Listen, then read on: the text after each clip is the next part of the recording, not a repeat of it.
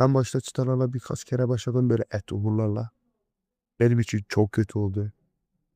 Bu yüzden o riske bir daha almayacağım. Ama şöyle bir şey yapabilirim. Mesela deve kuşlarıyla başlayalım mı? Ya da domuzlarla, hayvan domuzuyla.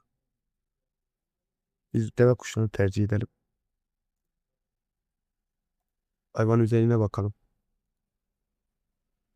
675 kare metre bir alan istiyor. Şimdi aslında 900 çok eşli. Tamam, 7-8 kişilik grupta 1-7. Kaç çocuk doğuruyor ona bakalım. 5 yavru. Maksimum 5 yavru. Tekte de bir yavru. Minimumda bir yavru. 12 ayda bir şu an çok kolay yürüyorlar. O da okey. Ben bunu alırsam sürekli bir hayvan üretimi olur. Ama şöyle bir sıkıntı var. İnsan ilişkisi nötr. İnsan ilişkisi nötr olduğu için biraz sıkıntı.